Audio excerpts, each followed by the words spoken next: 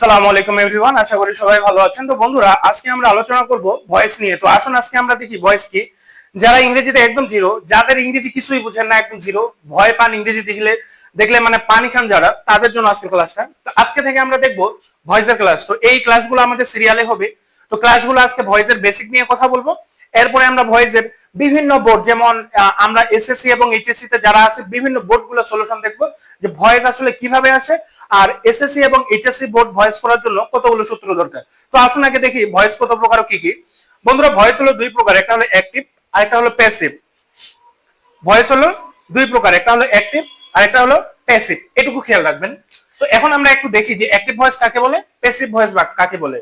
তো বন্ধুরা, আমি যদি আপনাকে একটু বলি যে ভয়েস আসলে মূলত বাক্যকে বলা হয়। একটা বাক্য দুই নিয়মে লেখা হয়।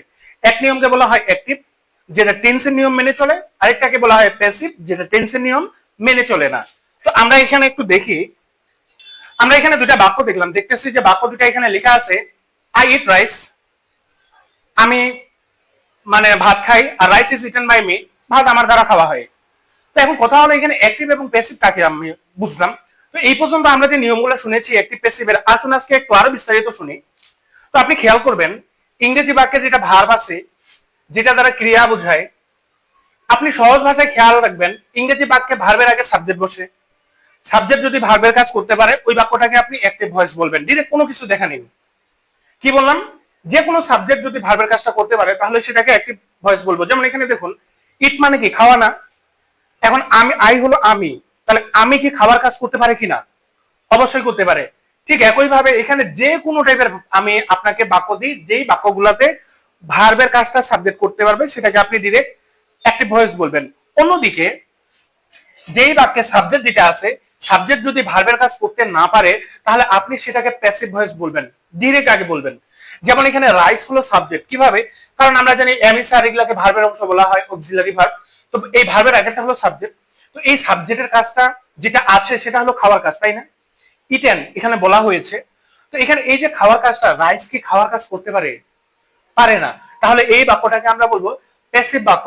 তাহলে প্যাসিভ বাক্য কি, যেই বাক্যের সাবজেক্ট ভার্বের কাজ করতে পারে না সেই বাক্যকে প্যাসিভ বলা হয়। এখন আমি যদি আপনাকে এই বাক্যটা এইভাবে লিখি যে ইংলিশ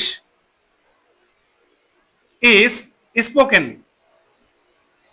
সবাই বলুন তো এটা কোন ভয়েস হবে? আমার মনে হয় আপনি বুঝতে পেরেছেন, কারেক্ট, এটা হবে প্যাসিভ ভয়েস। কেন প্যাসিভ ভয়েস হলো?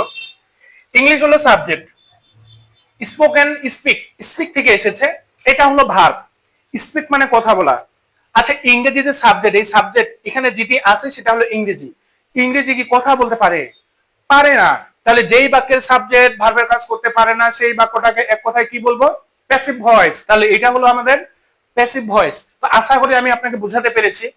আমি এইভাবে যদি আপনাকে 100 বাক্য পড়ি বলি, আপনি মনে হয় যে বুঝতে পারবেন। তাহলে আবার একটু দেখি, ভয়েস কত প্রকার? দুই প্রকার, অ্যাক্টিভ এবং প্যাসিভ। অ্যাক্টিভ কাকে বলে? যেই বাক্যের সাবজেক্ট ভার্বের কাজ করতে পারে অ্যাক্টিভ ভয়েস বলে, যেই বাক্যের সাবজেক্ট ভার্বের কাজ করতে পারে না তাকে প্যাসিভ বাক্য বলে। এখন আমরা দেখব এসএসসি এবং এইচএসসি তে কতগুলো ভয়েসের সূত্র পড়তে হবে এবং কতগুলো নিয়ম আমাকে জানতে হবে। তো চলুন আমরা একটু সূত্রগুলো দেখে আসি। তো বন্ধুরা, এই যে দেখুন, আমরা মোট 8টা সূত্র সাজিয়েছি। এই 8টা সূত্র দিয়ে যে কোনো বোর্ডগুলোতে সাধারণত এই 8টা সূত্র দিয়ে ভয়েসগুলো আসে, বোর্ডের ভয়েসগুলো। এই সূত্রগুলোর উপর দিয়ে আমি কিন্তু আপনাকে বোর্ডের ভয়েসগুলো করাবো। আপনি দেখবেন যে আমরা যেমন 23 সালে যে ভয়েসগুলো, এর আগের বছরে যে ভয়েসগুলো এসেছে, যেমন 17 সাল, 18 সাল, 19 সাল, এই ভয়েসগুলো কিন্তু আমরা এই 8 সূত্র দিয়েই পাবো। একটা দুটা ব্যতিক্রম আসে, তবে সেটা না আসলেই, না আসে না বললেই চলে। তো দেখুন আমরা কিভাবে সূত্রগুলা দেখি। ভার্ব ওয়ান যদি কোনো বাক্যে থাকে, যেমন আই গো, সরি, যেমন আই ওয়াচ টিভি, তারপরে আপনার I drink a glass of water, যেমন ভার্ব ওয়ান এক কথায় প্রেজেন্ট ইনডিফিনিট টেন্স যদি থাকে তাহলে আমরা করবো এমিশন ভার্ব থ্রি। খেয়াল রাখবেন, ভার্ব টু অথবা পাস্ট ইনডিফিনিট যদি থাকে তাহলে আমরা কি করব? Was were verb three. আর যে কোনো continuous, present continuous, past continuous এবং ফিউচার কন্টিনিউয়াস যদি থাকে তাহলে আমরা কি করব? আমরা এখানে বিং প্লাস ভার্ব থ্রি করব, বিং প্লাস ভার্ব থ্রি করব। যে কোনো পারফেক্ট টেন্সের যদি ভয়েস থাকে তাহলে আমরা কি করব? বিন প্লাস ভার্ব থ্রি করব। যে কোনো modal plus verb one, modal কাকে বলে? Can, could, may, might, shall, should, এই যে মডেলগুলা, এদের পরে যদি ভার্বের ওয়ান ফর্ম বসে তাহলে আমরা কি করব? Modal plus be plus verb three করব। আর যদি modal have plus verb three বসে তাহলে আমরা modal have been plus verb three করব। ঠিক একইভাবে do does not verb one যদি থাকে am is are not verb three করব, আর did not plus verb one যদি থাকে was are not verb three করব। তো বন্ধুরা আমরা এখানে যে সূত্রগুলো দিয়েছি, আপনি যদি ভয়েস শিখতে চান তাহলে অবশ্যই এই সূত্রগুলো আগে আপনার খাতায় আপনি নোট করবেন। তারপর আমরা যখন আপনাকে বোর্ডের ভয়েস গুলো করাবো তখন আপনি বুঝতে পারবেন যে আসলে এই সূত্রগুলো কত ইম্পর্টেন্ট। বন্ধুরা এই 8টা সূত্রের উপর দিয়ে ভয়েস গুলো কিন্তু আমরা সামনে করব। তো অবশ্যই আপনারা সবাই এই সূত্রগুলো নোট করে নেবেন। এখন আমরা আপনাকে দেখাবো অ্যাক্টিভ ভয়েস থেকে প্যাসিভ ভয়েস রূপান্তরের কিছু নিয়ম। তো বন্ধুরা এখানে আমরা দুইটা সূত্র দেখছি, একটা হলো অ্যাক্টিভ ভয়েস। অ্যাক্টিভ ভয়েসের কাজ হলো তিনটা, আপনি খেয়াল রাখবেন। 1 number subject, 2 number verb, 3 number object.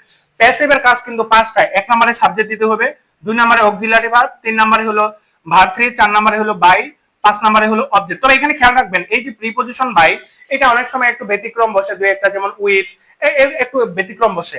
তো এখন আমরা খেয়াল করব, আপনি অবশ্যই অ্যাক্টিভ ভয়েসের যেটা সাবজেক্ট হবে, প্যাসিভ ভয়েস সেটা অবজেক্ট হবে, আর প্যাসিভ আর অ্যাক্টিভ ভয়েসের যেটা অবজেক্ট হবে এটা প্যাসিভ ভয়েসের সাবজেক্ট হবে।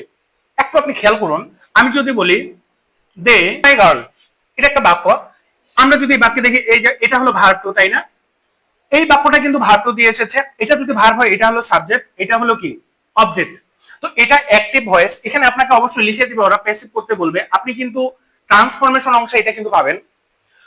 তো এখন আমরা অ্যাক্টিভ থেকে প্যাসিভ করার সময় আমাদের 1 নাম্বার কি সাবজেক্টের কাজ। তো আমরা জানি অবজেক্টটা কি হবে, সাবজেক্ট হবে। তাহলে এখানে আমাকে লিখতে হবে এ গার্ল, অবজেক্টটা সাবজেক্ট। 2 নম্বরে কি অক্সিলারি ভার্ব। তো আপনি খেয়াল করুন এটা কিন্তু ভার্ব টু মানে পাস্ট ইনডিফিনিট, আর পাস্ট ইনডিফিনিটের অক্সিলারি ভার্ব আমরা ধরে নিই কি নি, ওয়াজ ওয়্যার ধরে নিই। তো যেহেতু অ্যাক্টিভ এ তাই আমরা ওয়াজ দিব। এটা হলো আমার অক্সিলারি ভার্বের কাজ হলো। 3 নম্বরে কি ভার্ব 3। ভার্ব 3 বলতে এই যে ভার্বটা আছে এটা 3 ফর্মে হলে আমার হবে সিন, এই ভার্ব 3। 4 নম্বরে হলো বাই, আমি বাই বসালাম। 5 নম্বরে হলো কি অবজেক্ট। অবজেক্ট কি সাবজেক্টটা অবজেক্ট হবে, সাবজেক্ট হলো দে, দের অবজেক্ট ফর্ম কিন্তু এখানে দেম হবে।